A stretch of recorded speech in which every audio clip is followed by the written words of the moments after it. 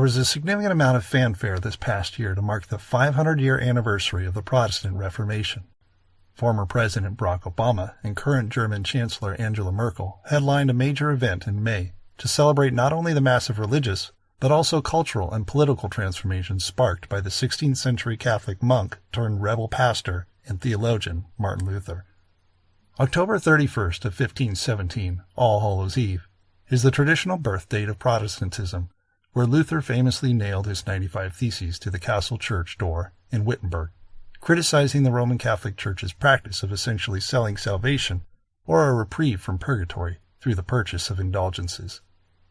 Over the past year, I have also taken serious time to reflect on this historic marker, especially given my serious struggles in questioning of my evangelical heritage. I'll come back to this in a few minutes, but first I have to share a recent epiphany I had about the Protestant Reformation, and that is that there never was one. That's right, I would like to submit to you that the Protestant Reformation is a myth.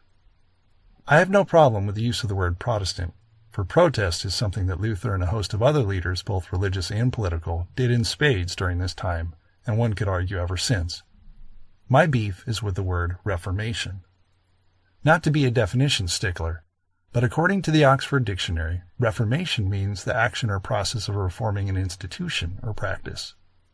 A present-day example that I am very familiar with is the discussion of immigration reform. In that conversation, it is clear that we are talking about social reform through legislative revision. But it is clearly stated, if not implied, that these changes are happening within a society or institution. But that is not what happened with Luther and company. To say that they were a part of a reformation would be like saying that the United Kingdom voted to reform the European Union in Brexit, or that the signers of the Declaration of Independence were trying to reform the British Empire. If Luther, Zwingli, Calvin, et al. Were reformers, then they were lousy ones at that. The end result was a departure from the Roman Catholic Church and the establishment of entirely new church organizations, or what we commonly call denominations, not to mention entire nation-states. A few months ago, I came to a pretty important conclusion. I believe that American evangelicalism, as seen in its culture and institutions, is, with very few exceptions, beyond reform. Aside from a few outliers of what some might call a righteous remnant, I believe that the errant beliefs, values, and behaviors I previously wrote about in the Real Quadrilateral and the two-part series on the idols of evangelicalism are so entrenched in the American evangelical community and its institutions, its churches, denominations, colleges and seminaries, associations and networks, etc., that it is incapable of recovering from its self-inflicted wounds. If you agree with me, where does that leave us?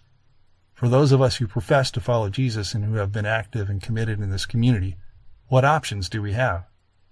There is, as I see it, really only two options. Option 1.